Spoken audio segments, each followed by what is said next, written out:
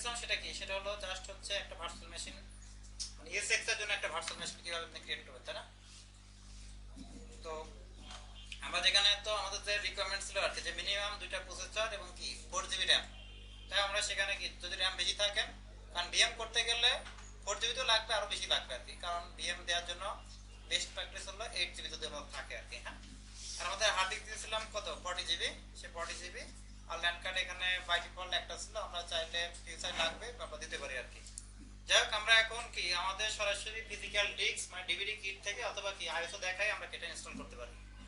তো আমরা এখানে আইএসওটা দেখাই দিই, যেহেতু আমাদের ফিজিক্যাল কিট নাই এর মধ্যে, তো আমরা আইএসও দেখার জন্য যে আইএসও যে পাথ ব্রাউজ করে আমাদের যেখানে আইএসও থাকবে আর কি, আমার যেমন আছে হচ্ছে সফটওয়্যারের ভিতরে এখানে ভিএমআর ইনস্টলার 6.0, এটা হচ্ছে আমাদের ESXi 6.0 এর আইএসও ফাইলটা। হ্যাঁ, 348 মেগাবাইট মেবি। এরপর ওপেন দেন। তো যদি কোনো সময় কানেক্টেড না থাকে বা এটা কি ডিসলেক্ট থাকে, এটা সিলেক্ট করে দিবেন আপনি। তাহলে আমরা কি আইএসও, যদি আপনি ফিজিক্যাল ইন্টারফেস দেন তাহলে উপরটা ফিজিক্যাল ডিস্ক যদি দেন, এবার ওকে দিলাম। এবার এটা আমরা রান করে দিতে পারি।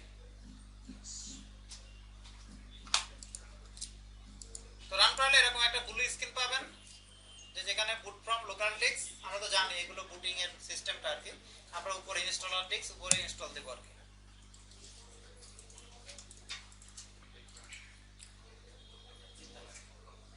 এটা সম্পূর্ণ লিনাক্স বেস কার্নেল, তো লিনাক্স বেস কার্নেলের যে ফিচার গুলো আর কি, হ্যাঁ, অর্থাৎ সে তার সমস্ত ড্রাইভার সমস্ত মডিউল সে কি র্যামে লোড করবে, দেন কি তার টেম্পোরারি ফাইল সিস্টেম সে মাউন্ট করে তারপর কি তার বাকি কাজগুলো আমরা এখানে শেষ করবে আর কি। হ্যাঁ,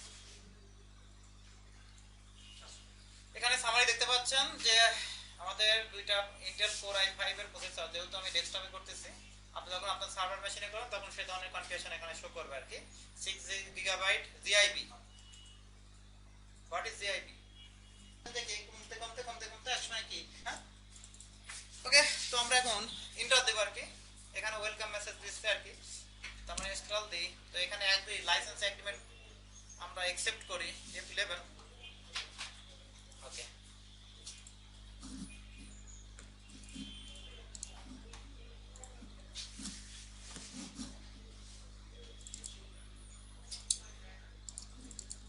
তো এন্টার দেন। Default language, default keyboard enter দেই। ডিফল্ট পাসওয়ার্ড কি দেব? VMware 6, VMware 6 এন্টার দেন। VMware 6 এন্টার দেন। Gathering additional information.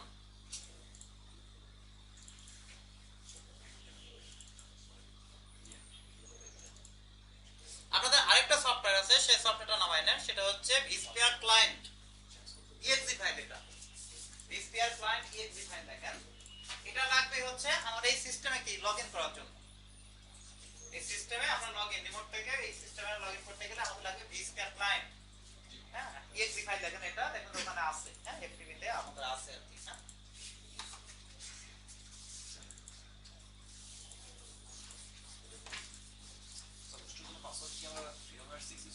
VMware 6 use করব, এটা একটা কমন, মানে কি এটা করলে সবার যাতে মনে থাকে আর কি। হ্যাঁ, এটা হলো VMware 6।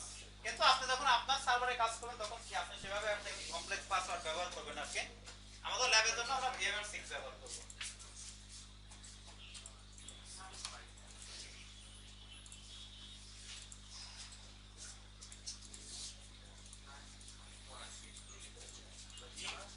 AI client data all with it. এই ক্লায়েন্ট exe 6 exe। হ্যাঁ, আচ্ছা, VMware installer 6 পয়েন্ট, হ্যাঁ এটা। ওকে, তো কনফার্ম ইনস্টলেশন, দেন F11 প্রেস করি আমরা। F11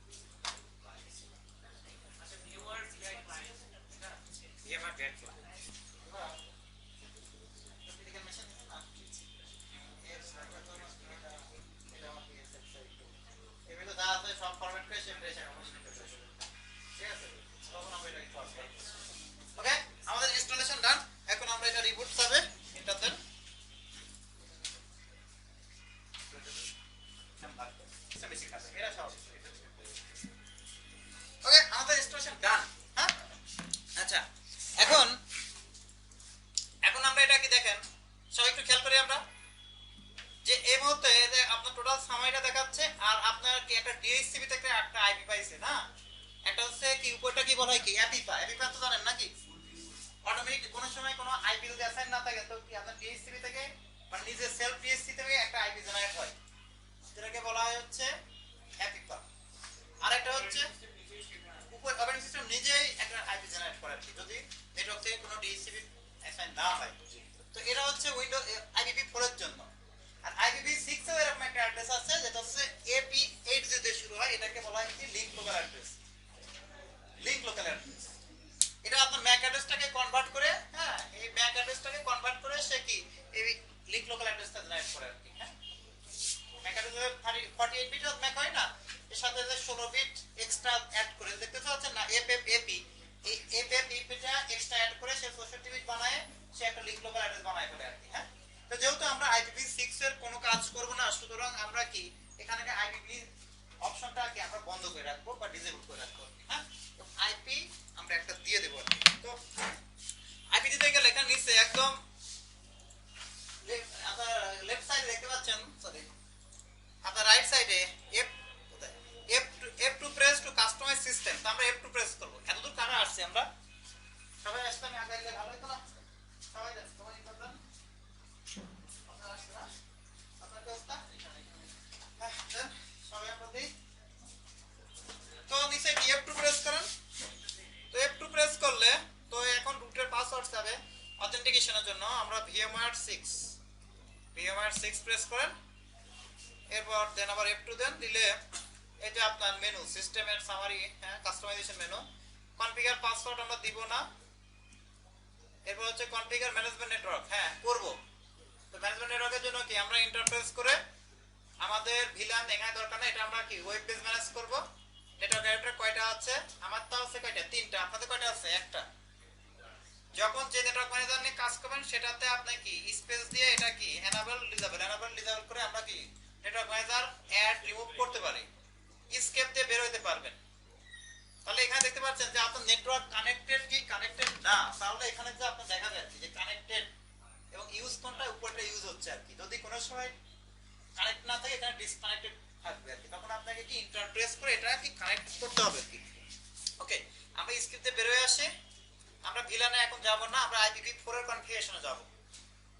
এন্টার দেন, এখানে কি বাই ডিফল্ট কি ডাইনামিক আইপি সে সিলেক্ট করে রাখছে, আমরা ডাইনামিকটা করব না, আমরা কি করব নিচে স্পেস বার দিয়ে সেট স্ট্যাটিক আইপি অ্যাড্রেস, যখন স্ট্যাটিক দিবেন নিচেরটা ক্যানাবেল হয়ে গেল, এখন যে অ্যাড্রেসটা আছে এটাকে আমরা রিমুভ করে দিই, করে দিয়ে আমাদের যে নেটওয়ার্ক ডিজাইন আপনাদের লাস্ট ক্লাসে করে দিয়েছিলাম সেই অনুযায়ী এখানে একটা আইপি বসাবো আমরা।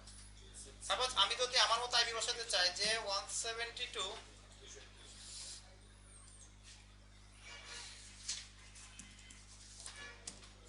192.168,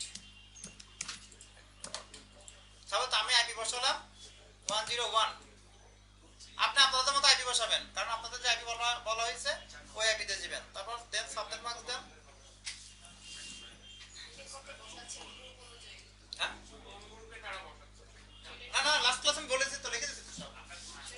আপনারা গ্রুপ 4, হ্যাঁ গ্রুপ 4, আপনারা গ্রুপ 3, আপনারা গ্রুপ 1, আপনারা গ্রুপ 2, ঠিক আছে? তাহলে কিন্তু উল্টা পাল্টা কনফ্লিক্ট করবে আর কি। হ্যাঁ এজন্য আমি গত ক্লাসে আমি বলে দিয়েছি আর কি যে কোন গ্রুপে কোন আইপি আসবে।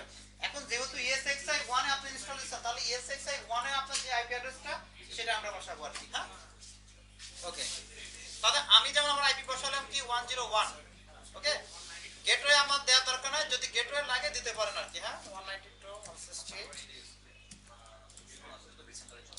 এবার এন্টার দেন, এন্টার দিলে দেখবেন যে এখানে আইপি চেঞ্জ হয়ে গেছে, বি সেন্টারে 240, আপনারা 241। আচ্ছা এটা যদি হয়ে যায় আমরা IPv6 এ যাব। IPv6 এ তো আমরা আইপি কনফিগার করব না, জাস্ট উপরটা স্পেস দিয়ে ডিসেবল করে দেন, স্পেস বার প্রেস করলে এনেবল ডিসেবল হবে, এরপর এন্টার দেন, তাহলে IPv6 চলে গেল। DNS কনফিগারেশন, তো DNS কনফিগারেশনে একটা কি অ্যাক্টিভ ডিরেক্টরি DNS এর একটা আইপি বসাই দিয়েছিলাম না, সেই আইপিটা আমরা এখানে দিয়ে দিতে পারি যে প্রাইম আই DNS 192.168.100.100 বা যার যেটা আইপি সেটা দিয়ে দেন DNS এর।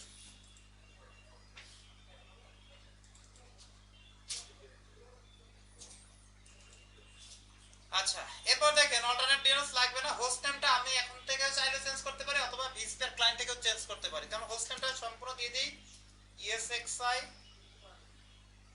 1 ডট কি আপনাদের বলছিলাম কি example.com। হ্যাঁ, আপনারা example.com এ একটা ডোমেইন দিয়ে বা আপনার কি আমরা তো এখানে example.com ডোমেইন নিয়ে আমরা করাই আর কি। এখন আপনি আপনার অফিসে যখন করবেন সেভাবে আপনি দিবেন আর কি।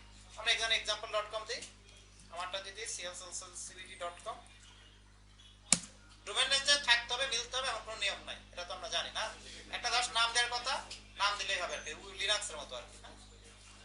আর কিছু দরকার নাই, আমরা এবার স্ক্রিপ্টে বের হইতে পারি। তো বের আপনাকে কি একটা ইয়েস অর নো চাবে যে আপনি কনফিগারেশন করবেন কিনা। যদি কনফিগারেশন অ্যাপ্রুভ করতে চান, এগ্রি করতে চান, আপনাকে কি ইয়েস প্রেস করতে হবে এবং একটা রিবুট নেবেন।